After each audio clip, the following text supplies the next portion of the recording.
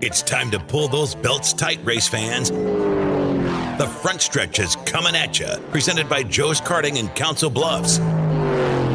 Now, here's Dan Taylor and Dirk Houston. Hi, this is Brad Keselowski, 2012 NASCAR Sprint Cup champion, and you're listening to The Front Stretch. Well, good morning to you, race fans, and welcome to The Front Stretch, presented by Joe's Karting in Council Bluffs, online at joeskarting.com. Fast-paced, white-knuckle racing just across the river on 23rd Avenue in Council Bluffs. You can get all the information you could possibly need at your fingertips, joeskarting.com. And yes, there are still things called websites. Even though Joe's Karting has a Facebook page, they have a Twitter account, they have a YouTube channel, you could still go to a good old-fashioned website and get all the great information. Well, Dirk, we are, 21 days from the Daytona 500? A very short time. We are 13 days from Cars on Track. Let's talk about a couple of the news and notes. By the way, today's show, we got a big one stacked up for you. Turn number one, we're going to talk news and notes from NASCAR. We haven't done that for a little while, so we'll get you caught up on the latest news and notes. In turn number two, we're going to sit down with Chad Robb. Mr. Fantasy is back. He took a hiatus from the show last year to focus on his Fox Sports fantasy stuff and because he's got a full-time job. Now he's able to shed that full-time job. He's got a website that he's going to talk to us about where you can get NASCAR fantasy stats and what he's doing with Fox Sports. And then at turn number three, the Southeast Gambler. It's an interview we did about a couple of months ago, wasn't it? We sat down with him about October. I was going to say it was right before Thanksgiving, I think, but because I got my truck in the 1st of November, 2nd November, right there around Thanksgiving, and we were talking about having my Ranger entered, so I can't do that anymore. I'm definitely not entering my Colorado, especially with some of the things he was talking about, but we'll talk to Joel about all that stuff. And then at turn number four, we are going to get you updated on the Pick'ems contest. A bit of a fluid situation, but we'll kind of talk to everybody about what's going on with that. But don't worry, the for sure thing is that there's going to be a Pick'ems contest this year. What we're trying to figure out is how we're going to operate it. So it's just getting so big that it just takes a ton of time, and so we're just looking at kind of farming it out, so to speak. We'll talk about that more in turn number four. All right, teams were on the track this week at Phoenix for a 13-team test at Phoenix, which they were testing out the 2017 rules package, and some of the drivers were kind of getting reacclimated. Dale Earnhardt Jr. had one of the fastest times, along with Joey Logano and Kyle Larson. And then on that day, Phoenix also announced that they were moving forward with some of their configurations, and some of the stuff looks kind of nice, especially they're moving the start-finish line. But the most important thing is the racing surface will not change. It's all going to be fan-based. They're making adjustments to the concession stands, to the beer tents, to where the stands sit. They're adjusting. They're adding more seating in because the last 2 years the race has run out or has sold out. So a lot of cool things going on down there at Phoenix, and everyone seems to be really excited about seeing that. And another side note from that, if anybody was paying attention and saw any of the Carl Edwards interview, Carl was a little confused on people still thinking there's another motive after his press conference, but he also pretty much put another rumor to rest of him running for the Senate. He said if that does happen, it's not going to be in 2018. And I mean, if you think about it, I'll bet to run for a state Senate seat costs, I'll bet it's, 7 digits? I'll bet it's in tens of millions of dollars. Oh, I don't think millions, no. To run for a Senate seat? I think... I don't mean a state Senate seat. I mean the U.S. Senate. I'll bet it costs into the millions. Okay, and this is going off of my time of watching the TV show West Wing, which I was a huge fan of. They said senators have to raise $10,000 a month during their term in order to be able to be competitive when it comes to spending. And that was back in, that show was the 90s? You know. But I got a real kick out of Carl because his opening statement was, did people not remember I gave the reasons why I'm walking away from racing? Because I sat in front of you and did an hour-long press conference, and I explained why I've decided to walk away. Did nobody listen, or have you forgotten? Yeah, but I mean, everybody, this thing about him running, he's going to be a senator, he's going to do this, he's going to do that. People, you don't just Carl's a smart guy. He's a college graduate and everything. I mean, he's not stupid. But at 37 years of age, you don't just say, okay, I'm going to start into politics. I want to be a senator. Yeah. There's usually a few other steps. So the learning curve, first of all, would just be tremendous. And obviously there would be no way he would be coming back to racing. And he would have had to start fundraising a long time ago. Yeah. I'm sure he's got some backers in the Missouri area and stuff like that and could probably come up with the funding. But he could get sponsorship for it, too. There you go. Yeah, I'm sure Harrison would help him out. Maybe Home Depot and Subway. Yeah. Subway would give all his campaign workers sandwiches. You know that. But it is very difficult for people. We understand this.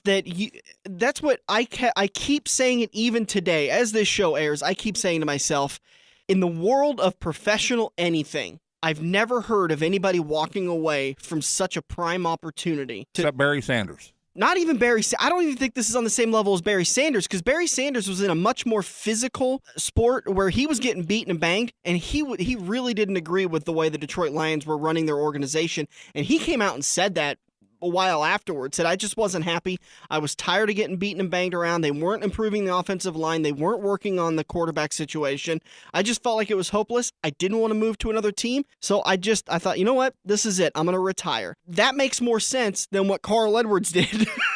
Well, the I didn't want to move to another team part is the part that's bad. If you wanted to keep playing, you'd go play where you could possibly win a championship. And he had just re-signed the year before with a big signing bonus, and he walked away with all that bonus money. I know there was a bunch of legal hashes about paying it back. I don't know whatever came of that. It's kind of irrelevant. But, yeah, that's the only thing that's even close. And so everyone's saying, well, we're waiting for the next shoe to drop. And Carl and the way Carl does, the way he can explain it, because he's a very personable, very articulate guy. It's why we were always wanting to have him on the show, is because he's very well spoken. And he just said, listen, I gave you my reasons. Those are the reasons why I've walked away. And I think in time, those may actually be the reasons why he decided to walk away. And he may be the beginning of a trend where we're not seeing drivers stay around till they're 45. They may be walking away at 35, 38, 40 in those areas, rather than guys like Tony Stewart, who I think we all agree probably could have retired 2 years ago and saved himself a little reputation. Well, Tony had a lot more go on in his personal life, absolutely, outside of his Cup life that changed him. So, there's a lot going on there. But you look at Jimmy Johnson, you look at Dale Earnhardt, these guys are still, plugging away. Jeff Gordon was well into his 40s and still winning races. And Carl could have too. But I did get a real kick out of the way Carl said it. You do kind of sit there and watch it and go, all right, okay, he may actually be telling us the whole story. That may be very true. Greg Biffle still working on finishing plans for 2017.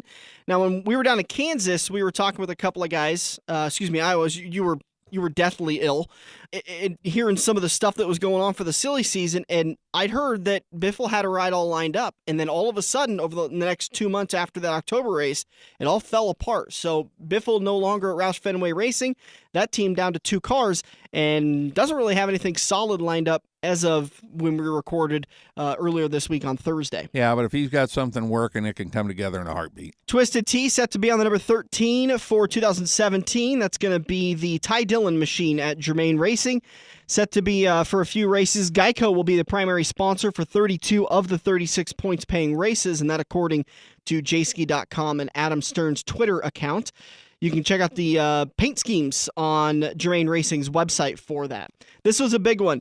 Yates thinks Dodge could return as early as 2018 if they wanted to. Dirk, you've been down in the trenches. You've seen how these things develop. Is that realistic? Can they really get around that early? Oh, yeah.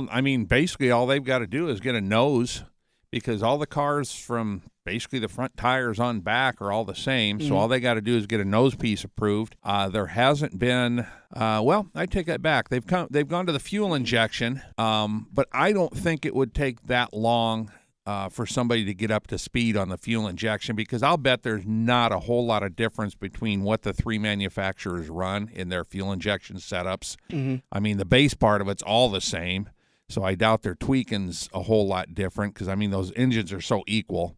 I don't think that would be a big thing for Dodge to overcome. Well, but engines aren't necessarily equal. All the manufacturers have their own engines. They're not given to them by NASCAR. They design them. But they're within a certain parameter. So when you always heard about it, especially in the 2016 season with the Toyotas, the Chevy guys and the Ford guys were kind of complaining because the Toyotas were whooping them on horsepower. They were able to get off the corner a lot better, or go in, or get along the straightaway a lot better.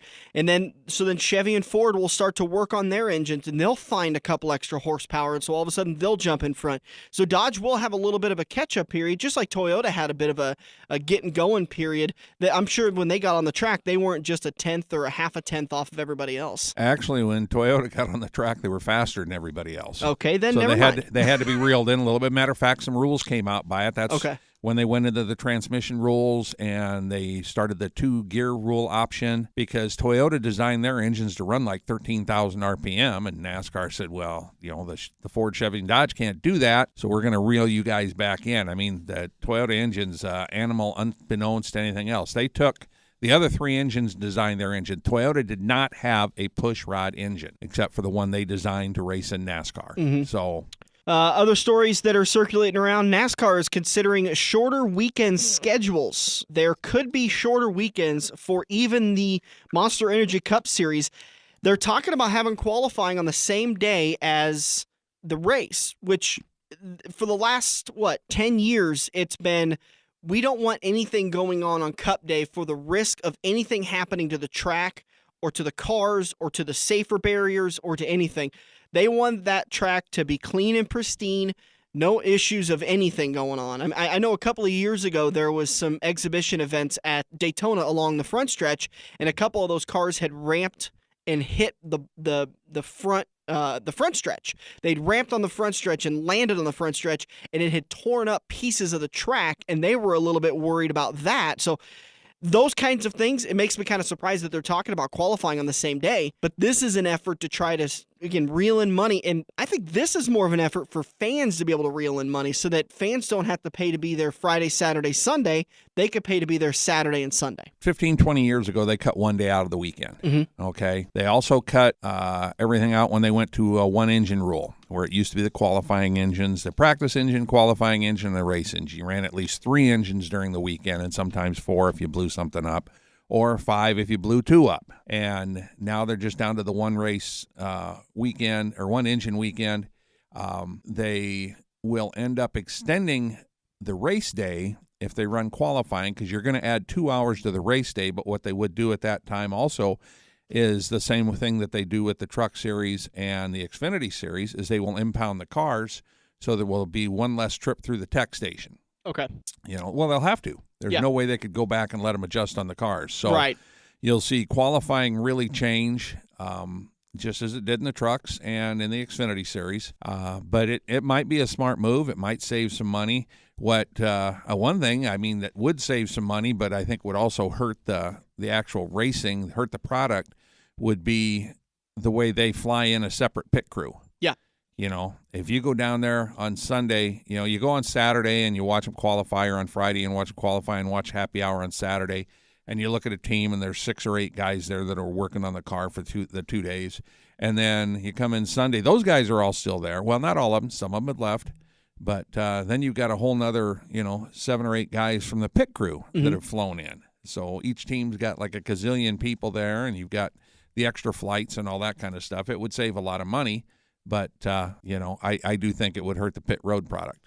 One of the final ones before we get to Chad Robb of FantasyRacingTips.com. Sponsor logos will be on the front of the windshields for all 3 series. Not a fan of this one. I really liked having the drivers' names on the front of the windshield. And I think this comes down to, you don't have familiar paint schemes that every driver by. It's getting harder and harder nowadays to recognize a car in a glimpse, because drivers change paint schemes from a weekly basis. They have 5 or 6 different primary sponsors throughout a season. It's not the with the Rainbow Warrior colors that Jeff Gordon had. Every time you saw that car, you knew exactly it was Jeff Gordon. Or the black 3 car, right, etc. The blue and silver 48. Yeah, Tony Stewart's bright orange Home Depot car. It was always easy for me to pick that out of a crowd, out of a gaggle of cars going along the track. I'm not a big fan of Monster Energy being on the windshields. Obviously, I don't get a say in it. I wish I would, but I don't think that's that's a big deal for Monster, because they're going to be all over the track. They're going to be in the advertising. They're going to be in everything. Well, it was just one more piece of advertising they could get on 40 different cars, so they'll get a lot more TV time with that. Yeah. And it's just how far NASCAR's fallen. Sprint couldn't get that done. Well, I think it feels to me it was more like a deal of options in the contract, because Xfinity did it. When they re-signed, all the cars in the Xfinity series have Xfinity on it.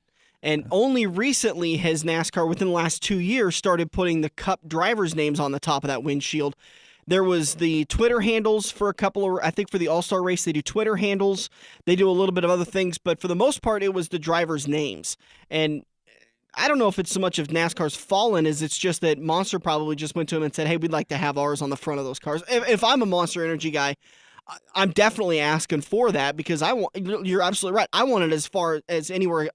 If I could get it painted on the backstretch, I'd ask for it. Well, I'm just saying that for what NASCAR is getting out of Monster as their primary sponsor compared to what they were getting out of Sprint, NASCAR has seriously fallen. Because it's less than 25%, or it's about 25%. I get pretty offended when people talk about that, but I mean it's a different world when that contract was signed. Absolutely. I mean, a lot has changed in 10 years. But NASCAR was on its way up at that point. Still, that was the very end of the rise, But I mean, as they were getting $75 million a year out of their 10-year deal for Sprint, they got $750 million, for that sponsorship deal, and they're getting $20 million now. And I don't know if that's a year or if that's for the whole package for the 3 years. I don't know which it is. We'll have to dig into that and find out. We'll take a break. We'll come back. Chad Robb of Mr. Fantasy and FantasyRacingTips.com will join us. We'll be back here on the Front Stretch. Joe's Karting in Council Bluffs has taken a page out of IMCA's rulebook and gone great. These brand new low-emission engines will still have you white-knuckling it all through the Metro's fastest indoor facility. Joe's Karting is now friendly for all skill levels with their brand new Honda-powered engines. It's time to get to Joe's today and find out what drivers like Jack Dover, Shaylee Bate, and Andrew Kosiski have known for years. Located in Council Bluffs and online at joeskarting.com. That's karting with a K. We're hooked up in turn 2 and still showing the green flag on the front stretch. Hey gang, this is Brendan Gaughan, driver of the number 62 South Point Hotel Casino Chevrolet for Richard Childress Racing, and you're listening to The Front Stretch. Welcome back to The Front Stretch, heading into turn number 2, brought to you by Quaker Steak and Lube in Council Bluffs. All the Super Bowl action will be on the big screen today. What's kickoff? 5 o'clock? I think 4 o'clock? 5:30, I think. 5:30 our time, so get over there at about 4 o'clock. They've got some great specials going on at Quaker Steak and Lube between beer specials, lube tube specials, wing specials, burgers, margaritas, Bloody Marys, all sorts of great stuff. Specials on the specials. Absolutely. And in the studio now with us, known as Mr. Fantasy, Chad Robb, owner of FantasyRacingTips.com. How you doing, sir? All right. Thanks for having me on the show. Before we get to talking NASCAR, who do you got for today? Atlanta Falcons. I've seen that New England show enough. I don't need to see it again. Are you still doing NFL fantasy and NFL statistics? Yes. Throughout the season on my website, I'll be giving out my DFS fantasy football picks as well as golf. Okay. So any statistical advantages you see with Atlanta? Should people go to Vegas and put down some last money on Atlanta? I think it's going to be a shootout. Yeah. Whoever has the ball last probably win the game. Okay. All right. It's going to be interesting. I think Atlanta's got a high-powered offense, and Patriots are just too well-rounded. Yeah. It's tough. When you give Belichick 2 weeks, that's going to be tough. It's tough enough when you give Belichick a week, but he gets 2 weeks. All right. Well, nobody even talked about the fact that the Patriots led the league in scoring defense. So. Yeah. That's going to be interesting to see. Or a very good offense against the best defense. So get to Quaker Steak and Lube today for all the Super Bowl action. Again, it kicks off. Get there about 4 o'clock. Get yourself set up, ready to go. Kick off at about 5:30, and we'll see all the great commercials that they're going to be airing. And if you're not a football fan, you always watch for the commercials. And if you're a football fan, you get a double dose. You get great football and the commercials. So we are 21 days away from the Daytona 500, 13 days away from action on the track. Chad, a lot's changed with you since we talked to you last. You were able to shed your full-time job. You now get to be all-time fantasy. You're working for Fox Sports, and you got a website. Yes, I as well as working for Fox, I'll be writing fantasy articles for them, and started my new website, FantasyRacingTips.com. Give you all kinds of fantasy NASCAR advice for pretty much every fantasy game out there for the racing fan. Yeah, and I'm looking on it right now, looking at some of the articles that you posted when we recorded on Thursday night, and you've got information from the Phoenix test days, both 1 and 2. fantasy tips for the schedule, ranking the crews. You even broke down almost every one of the teams, kind of giving your thoughts on how their 2017 is going. A lot of great information on the website. And kind of the nice thing is that there's some stuff for the people that are a little bit cheap, like me, that don't pay for memberships for about anything. But then there's also a lot of great stuff for if you were to join. What's some of the breakdowns for if you were to join your website and pay the membership? What would you get out of it? You get my the main thing you get that really helps fancy racing fans is the DraftKings picks. I've been doing pretty good the last couple years in my DraftKings picks. I got some new models to help break down the races, and the new format adjusted my models for that. So I think we got some good stuff going there. I got my models going for the Yahoo racing game, the Fox Sports game, the Fantasy Live game, Streak to the Finish, Athlon Sports. Do I need to say more? List them all off. Let's go. You can get more information, fantasyracingtips.com. Click on membership and click on join. There's 3 different tiers. Basic membership, $5 for 30 days. Premium membership, $10 for 30 days. Or you can get the season membership, $75 for the season. You save about $45. It just out of curiosity, that season goes February to October, right? You're not paying for January and November and December where there's no racing. It goes. Actually, there's racing in November. What am I talking about? If you sign up for a year, it goes for a year. Okay. So if you sign up in April, it goes to April the next year. Got it. Calendar year. Okay, Yes. it's a calendar. Okay, got it. A lot of great information there. I want to talk to you about the staging system that NASCAR rolled out a couple of weeks ago. How much does that affect fantasy picking now? I was sitting there saying, no, don't do it. But, once they did it, I looked at it and I thought, man, the people that really know their stuff in fancy racing are going to have an advantage this year. And I think it really helps the people, that really pay attention to this kind of stuff. When you've got your formulas for this stuff, does that go out the window and you're just throwing that notebook away because now we're going into stage racing? So to say that someone's in it for the long haul is all out now. It's no longer about making sure you got a car for the end. You got to have a car every lap. Well, the way that most people pick their fantasy drivers in the past, pretty much, they went by the practice times where the guys qualified and stuff like that. That's all out the window this year. Yeah. Because NASCAR is going to keep bunching up the drivers. You're going to see more cautions, and more cautions breed more wrecks. Yep. And there's going to be a lot more variance in the picks this year. You can't just go out and say Harvick's going to win Phoenix, right? Because you never know. These guys are going to be gambling a lot more, pit strategy, short pitting, trying to save fuel. And so I kind of broke down the drivers into 2 categories. There's the strategist. That's your Brad Keselowski, Jimmy Johnson's, Joey Logano's. Team Penske's pretty good at mapping out a strategy for the race. And I think this new format's really going to play into their hands. And then another group that I really like are the aggressive drivers, the guys that really hammer it on the restarts, and the guys that really, go all out on every lap. That's your Kyle Busch's, Eric Jones. He's Really? a surprise guy because he's the type of driver. He's a lot like Kyle Busch. He's either win or last, and I think it'll play into his hand as a rookie.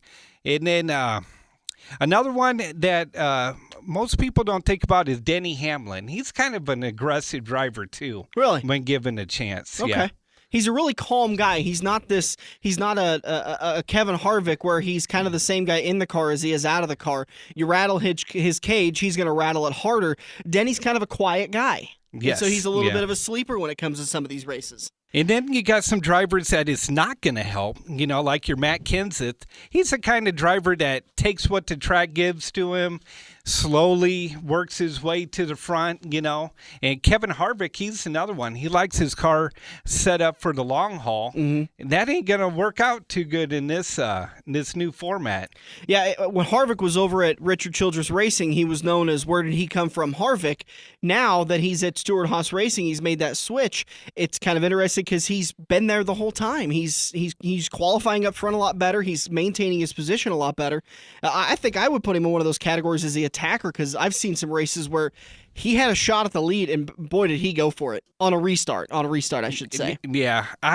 One of the things that I really believe in this year is the whole team concept. Okay. In fancy NASCAR, you're not picking a driver anymore. Yeah. You're picking a team. You got to analyze which driver has the best crew chief when it comes to strategy. How well is their pit crew, or are they going to get them out of pick up some spots on pit road? So you got to look at all that stuff when you pick your drivers this year. I like last year when I was kind of helping some people and giving recommendations for picks. Kyle Larson, I like the guy. I really want him to do well, but he is always a pick for our Pick'ems contest. There's always 4 or 5 people that take Kyle Larson, and I want to say to him, he's just not ready to be a fantasy norm. He's good, but he's not there at the end. He always struggles. I think he kind of changed a little bit since he got to victory lane last year at Michigan. You look at the last race at Homestead, he had that thing won until all the cautions came out. So did Carl. Yeah, that's true. Poor Carl. What about some of the statistics? Dirk and I always talk about this, about how hard it is to recommend a driver, because last year when you went to Fox and you weren't able to help us with the fantasy tips, I went to a couple of other websites and we're recommending those. But you also look at the statistics and you say that, well, Kevin Harvick's statistically the best at Phoenix, but there's been a different rules package for the last couple of years. And even in 2017, now not only do we have a different aero package for these drivers to get used to, there's tracks that are going to have some new surfaces, and we've got the staging. So it makes fantasy picking even harder for these people. Yes, it does. And I think you could throw all past history out the window this year, because is the one thing that fancy players really need to look at is recent history. Okay. After the first 4 races, we're going to get an idea of which teams have figured this out, which crew chiefs have figured out how to get their driver to the front and stuff like that. Because in the past, like Jimmy Johnson, he'd win Atlanta and go in the tank until the chase started. Right. That's not going to happen this year. Yeah. He's going to have to be on the gas, all 36 races. So I think recent history is going to be the number one metric that fantasy players need to use this year. Another one that I've been looking at is drivers who run in the top 10. Yeah. Because this format really rewards drivers who can run in the top 10 and pick up them bonus points. And so on my website, I'll have a metric on there to show you which drivers have been running consistently in the top 10. And again, that's fantasyracingtips.com. That's ran by Chad Robb, our Mr. Fantasy, going to be joining us a little bit more this year. What's your year look like? Now that you're with Fox Sports and you're helping them out, they probably send you down to Daytona and you get to be up in the suites eating lobster and drinking champagne, right? Yeah, I wish.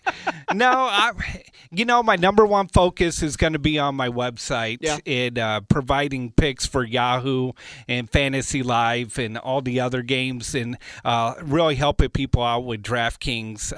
I am going to be doing my weekly article on Fox and helping them out with that. We'll make sure to share that so that guys can get a hold of that. But also get a membership at Fantasy Racing, fantasyracingtips.com. If you're going to be a part of the Pick'ems contest, this could be your opportunity to get a leg up and win some autographed items. What else do you have for us today, Chad? Anything we left out for you? I know you've got a list of things there. Is that like a ranked drivers? I have all kinds of stuff here. I got ranked crew chiefs. I got ranked pit crews. I got ranked drivers. Let's go with your top ranked crews. Pit crews? Yeah. Well, there's a website out there. It's called pitcrews.com. Okay. And every week they keep track of of the pit crews, how much time they spend on pit road. And at the end of the season last year, I was shocked. The number one pit crew was Joey Logano. No kidding. His car spent less time on pit road than anybody. And then number 2 was Carl Edwards. Okay. And I don't know how that's going to play out this year with Daniel Suarez in the car. You always hear about those guns, the lug guns for Joe Gibbs Racing, about how this is some new technology that they've found, because when they wind them up, it's a higher pitch, so they're rotating a lot faster.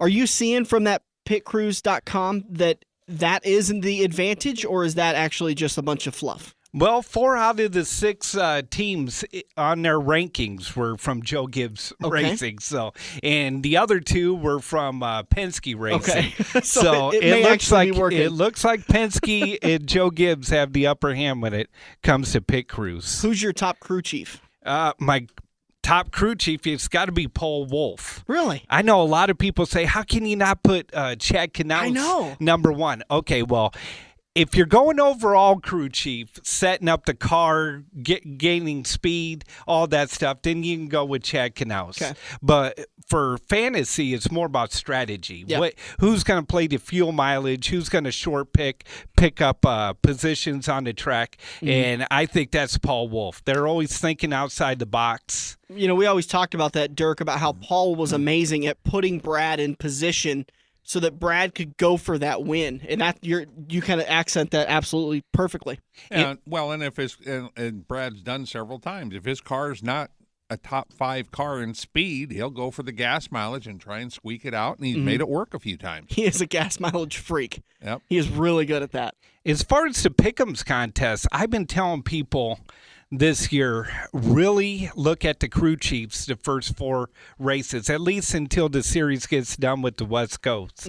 And I really like Jimmy Johnson at Atlanta. That's his track. I really like Brad Keselowski at Las Vegas. And Adam Stevens, Kyle Busch team has really picked it up. The last couple years, they've been really good. I like them at Las Vegas. And Joey Logano, I know Harvick's the man at Phoenix, but I'm telling you, after watching practice yesterday, watch out for Logano at Phoenix. All right, fantasyracingtips.com. Chad Rob's his name. He'll be joining us regularly on the show to help give fantasy information. Chad, always do appreciate it, bud. Hey, no problem. Thanks for having me. We'll come back in turn number 3 to talk about the Southeast Nebraska Gambler. We'll be back here on the Front Stretch. There is no such thing as an off-season at Joe's Karting. No matter how cold it is outside or how much snow is on the ground, you'll always be warm and dry inside at Joe's Karting, the Metro's largest indoor karting track. Located in Council Bluffs on 23rd Avenue next to AMC Theater. Find Joe's Karting on Facebook or head to joeskarting.com for hours, pricing, and a schedule of booked parties. That's joeskarting.com. Karting with a K. It's time to get to Joe's Karting today and find out what all your friends already know.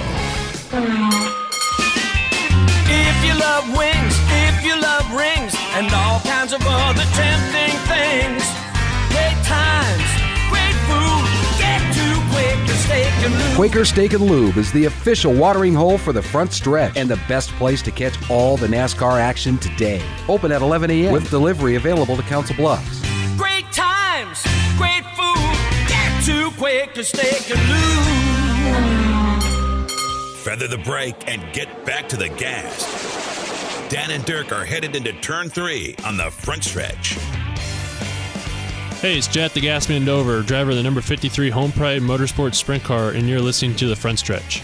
Welcome back to the Front Stretch, heading into turn at number 3, and it's time to talk with Joel Wilkers of the Gambler 500, or the Southeast Gambler. You can find it on Facebook, get more information on that.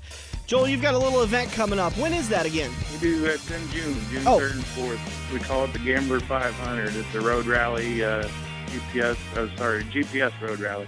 Where's it race at? We start out, it used to be Athens. We're at our home. And looks like next year, I believe we're going to go down into Kansas, the way it's looking right now. And do about, it's supposed to be a 500. I think we got about 403 miles on it right now. Wow. And so this is kind of like a cannonball run, sort of. Except no speed. Right. Yeah. No speeding. It's going to be a 2-day run this year. Okay. And we'll camp overnight down there and then come back the second day. Yeah. It's not really a cannonball. You want to obey all the speed limits and laws and all that good stuff. You're fully susceptible to speeding tickets then? Absolutely. Yeah, there is no exceptions because you're running a road rally. Okay. So this isn't like a road rally when I think of it's like a closed off-road course. This is a full DOT, full road course. That's right. It's has to be a road legal vehicle, and we run on all public roads. Wow. Mostly minimum maintenance and gravel, what we like to do because it makes it more fun. I can turn the traction control off on my Ranger and we can get around pretty good. That's right. And you go around and find the GPS locations that I've picked out and just have fun with it. That's the big thing. That's the biggest thing we want to do is have fun. So then do you get a list of GPS locations you got to go to from checkpoint to checkpoint then? You do. But it's I scramble them, so you have to figure out your best route. Mm-hmm. And then you don't get the list of waypoints until you leave the starting line. Okay. You do a staggered start, so not everybody's leaving at the same time. Okay.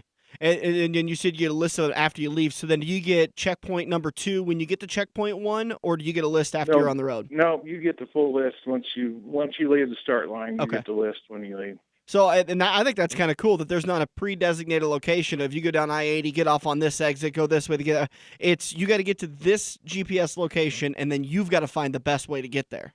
That's right. Yep, and that's what makes it more interesting for us. And of course, the roads make it a lot more interesting, especially if it rains. And probably if there's going to be some traffic at certain times, so you got to take that into account too. Yeah, absolutely. And I mean, anytime we come across anybody out there, we expect them to slow down the half speed limit. You know, if there's hikers or bikers or farmers or whatever's out there, we expect them to slow down and be courteous. Give them a wave too, right? People don't wave near enough in vehicles anymore. Yeah, we can't. Oh yeah, yeah. We definitely can't. And, you know, definitely can't call this a race. You're talking about slowing down way too much to use the word race. yeah, that's right. It's absolutely, and we kind of emphasize that it's not a race. It's a GPS challenge, basically, a navigation challenge. Well, I'm challenged by GPS. Boy. I can tell you that. It seems to be there's a lot of people that are. We had several people that were pretty challenged with it this year. Well, thank God for the GPS factor of it, because I've been a salesman for about 15 years. And maybe closer to 10 or 12. And before I got GPS on my cell phone, the numbers of times I drove by the business I was supposed to be meeting with, not looking the right direction. It was on the north side, and I'm looking south, and I drive right by it 2-3 times, wasted probably a couple of gallons of gas. Thank God for GPS. Yep. At least you don't drive quite as far past it as what you used to. Yeah. And growing up on the farm, my dad was so frustrated with me because he was Mr. Map, and I am completely the opposite of him. He could tell me county roads and directions and probably even longitude and latitude for a lot of locations that he was trying to get me to, and I'm just cross-eyed. Yeah. Well, it'll be interesting for you then if you come down. What is there a special app that people need to download to be able to use the GPS locations, or will Google Map you'll be able to type that in just fine? We use Google Maps. I tend to like that. There are several programs that you can use. GeoPlanner is one of them that I actually use to figure out the route. Most of these waypoints, I figure them out sitting at home because I know a lot of the roads that we go down. Mm-hmm. Oh, so big advantage then. Yeah. I'll set the points sitting at home, and then I'll go out and drive it and make sure everything's right with it. So you know these courses pretty well then? Oh, somewhat, yeah. I mean, so far we're pretty much going through roads and stuff that I've known or been down or grew up on or whatever. They call that a home road advantage? Well, not really, because I'm not running it. So. Oh. Yeah, I'm just coordinating it. Yeah. Let's get to the nitty-gritty of it. What about registration fees and certain things that are required for these cars to participate? The main thing is there's no fee for entering. We may have to this year because we're camping overnight. We may have to, when you register, you may have to pay a camping fee. Okay. But as far as entry fee, there is none. It needs to be a road legal vehicle. Mm-hmm. You have to have insurance on it. Other than that, a $500 beater, something impractical, unreliable, or just plain cool. Is there going to be any kind of pre-tech or anything like that for making sure all 4 blinkers work, the brakes work, the engine's going to be able to hold up? That's their problem. Okay. That's why it's called a gambler. Okay. I mean it's expected to be road legal, have all your blinkers and lights and whatever you need, and if you don't, you better get in before dark. Well, see, Dan drives around with a helmet on, is what you don't understand. Well, that depends on what your vehicle you're in. Well, you might need that or not. Mom told me from a young age it's best if you just wear a helmet at all times, Daniel. There you go. That's been a habit of mine for a long time. I tend to bump my head, and it's taken its toll. That it has. Yeah, we expect anything unusual. I mean, the more fun the vehicle is, the better. I know I've talked to a couple people this year that are thinking about bringing limousines and school buses and delivery vans. And, oh, wow. Is there going to be, so is it all classes are bunched into one, or is there going to, because there's going to be a distinct advantage if I'm trying to run a better course time than a school bus? Yeah, I mean, if we have larger, slower vehicles like that, we will start them first. But other than that, it's a random draw start. Okay. You get a number when you sign up when you get here, and then we just draw numbers to turn them loose. But, yeah, if we have bigger, slower vehicles, we'll turn those loose first. Are you going to have time stops like for lunch and dinner and all that fun stuff that's a necessity? We do not. If for some reason you have flat tires or major breakdowns or what like that, you can clock in and clock out. You send us a screenshot of your GPS when you clock out, and then when you clock back in. We had one guy clocked out for 77 minutes this year because of flat tires. Tires, plural? Yeah. Yes. Yes, he had two and only had one spare, and then one of the other teams loaned him a tire and got him moving for a little bit, and they got theirs back again. Well, that's nice to hear. There's a little camaraderie, and then these guys are helping each other out. Yeah, absolutely. That's what we expect. In fact, we have the top team award that we give out, and that is for anybody that is either extremely interesting or dresses up or just helps everybody out or is just all in all courteous and just good people, you know. What about talk about some of the other prize money? What do you get if you cross the start finish to get to the end of the course with the best time? The best time, you get a broken back window the first day. That's another discouragement from racing. Is the first guy is the dead first or first loser. And if you get to camp with the shortest time on the first day, you get your back window broken out. Well, we're definitely not using the Ranger now. That's or just make sure you're slower than everybody else. We were joking on Facebook that we were going to use my Ranger to run this, but I kind of need my back window. Yep. And then that's it's done in fun, you know. It's to discourage speed, but at the same time, it's fun to break stuff. Absolutely.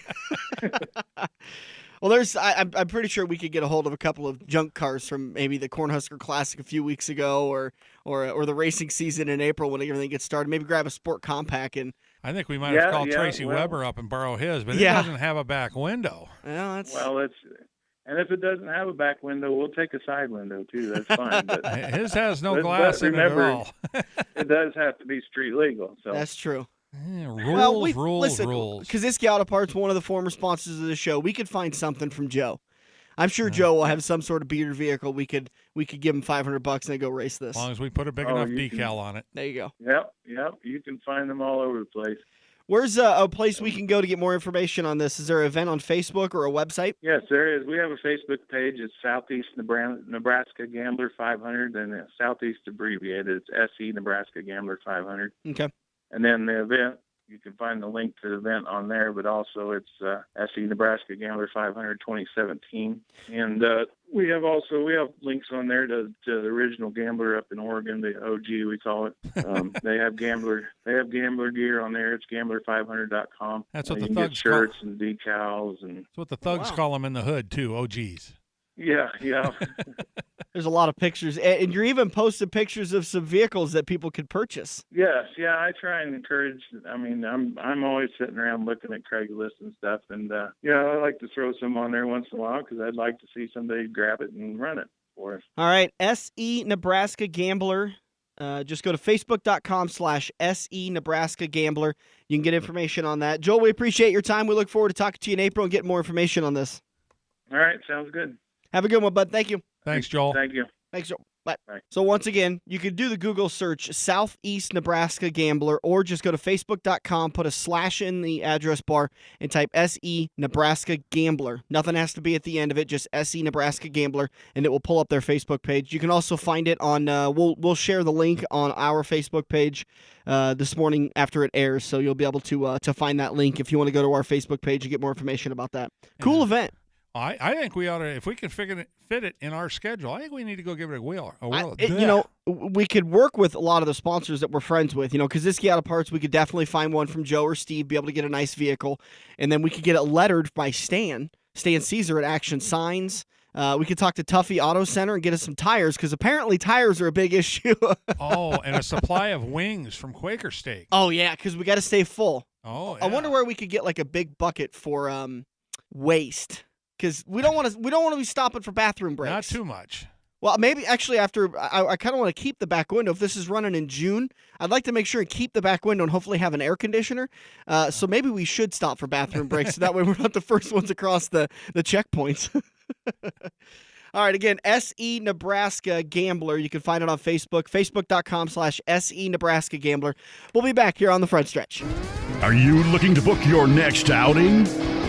Look no further than Joe's Karting in Council Bluffs. Located just north of Bass Pro Shop, Joe's Karting can handle outings of well over 100-plus people. Bachelor parties, corporate outings, team building, birthday parties, and much more. Give Buddy a call today and reserve your outing. Joe's will even work with local restaurants to cater your event. Book yours today at joeskarting.com. That's karting with a K. It's time to get to Joe's and find out what everyone already knows. It's checkers or wreckers as we enter turn 4. On the Front Stretch, presented by Joe's Karting in Council Bluffs. Hey, this is Kurt Busch, driver of the number 41 Haas Automation Chevrolet. You're listening to the Front Stretch. Welcome back to the Front Stretch. Heading into turn number 4. Thank you so much for joining us today on the Front Stretch, and thank you to Chad Robb, who stopped by in turn number 2. Again, FantasyRacingTips.com is where you can get Chad's information and some great statistical information for this upcoming season. If you're going to be a part of the Pick'ems contest, you definitely want to subscribe to Chab's website, because he's got some awesome information and some good kind of makes sense of why you want to make these picks. And we were talking off the air as we were at break.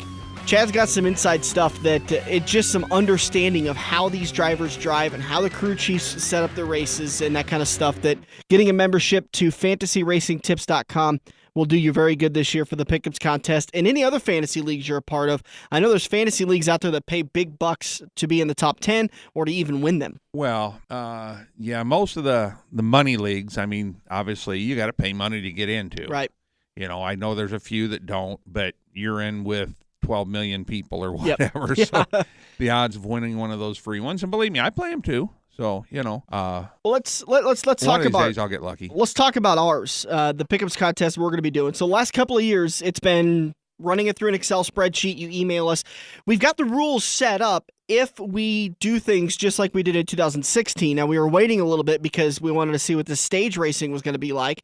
I talked to a couple of people about how the points are going to roll out and all this stuff, and I think we've got the rules pretty much all set up to where there's not going to be much change if we stick with the way we've been doing it. But the problem that we're having is that the league is growing so much. And I ran into the issue last year that when we're doing the season-long contest and we're doing a 5-week contest, if there's a noon or a 1 o'clock green flag, from when I get up at 9 o'clock in the morning, typically the show's recorded, so I get up at 9 o'clock on Sunday morning, and I'll just sit down in my basement on my computer and picks will start coming in, and it's between the 60 people that are playing in the season-long contest and usually about 35, 40 people to play in the 5-week contests. There's about 100 picks to put in, and that can get all morning long. So I'm kind of thinking if the league keeps growing like it has been, we're adding about 20, 25 people every year.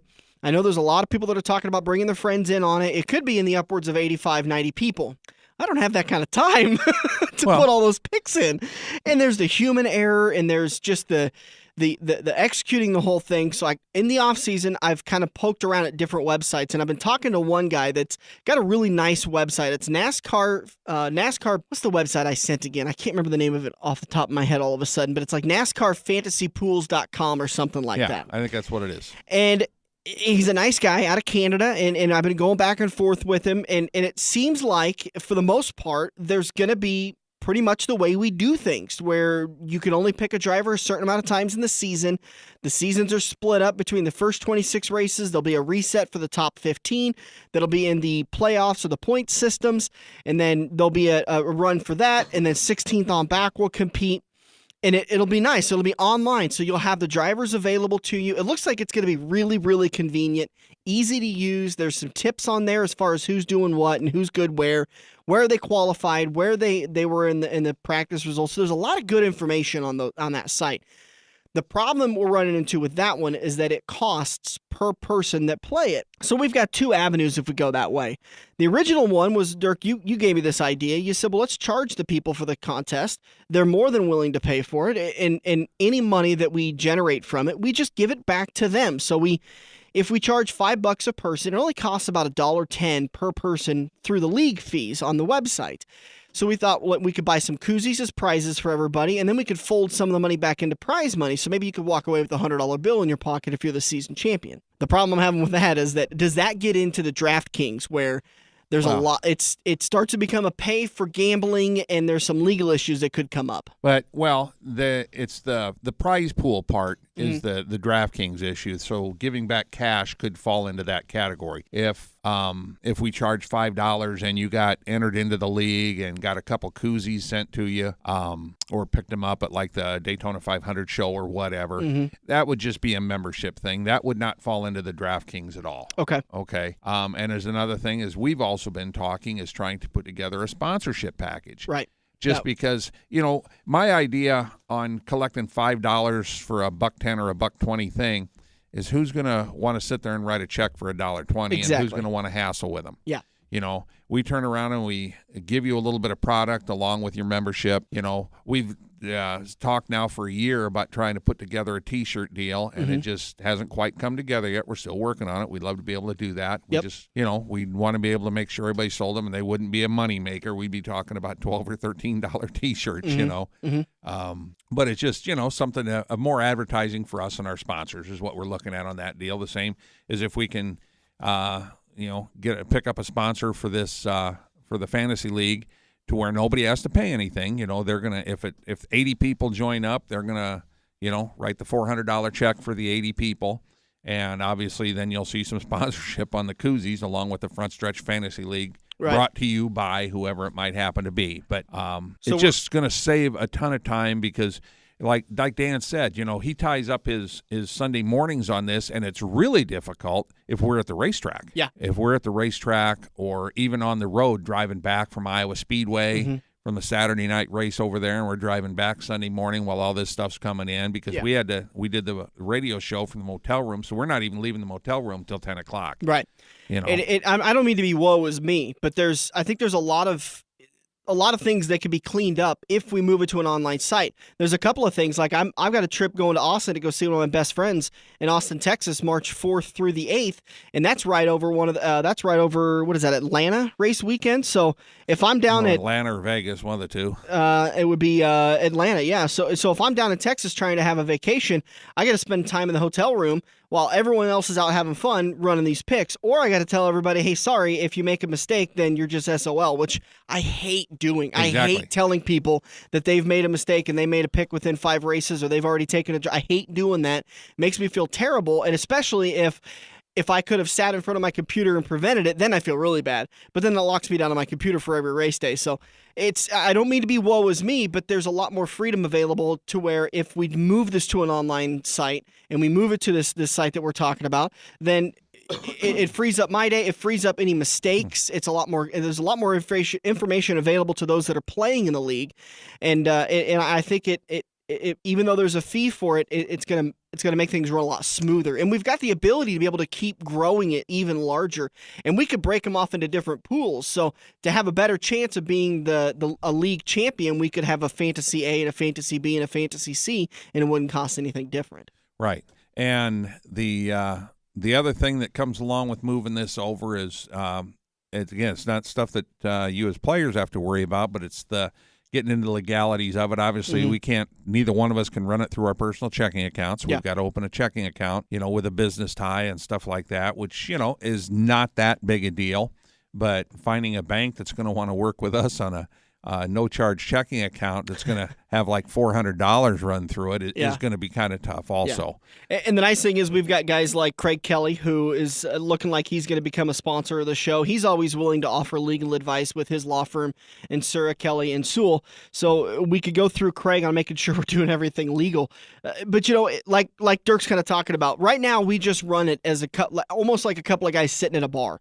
And if we start charging money for it, all of a sudden it becomes a much bigger thing that, frankly, I don't want to go to jail for negligence. And listen, I'm a pretty ignorant guy at times. I mean, I'm a Democrat, so I'm pretty ignorant at times, especially if my party's in the presidency. I'm very ignorant, but I don't want to go to jail for that. I saw Shawshank Redemption. Andy Dufresne went to jail for something he didn't do, and he went to jail to be a crook. So maybe actually I could turn out pretty good. Yeah, and you got a purty mouth. So. Oh, come on. All right, maybe we should just end the show there. Thank you to everybody for listening to the show today.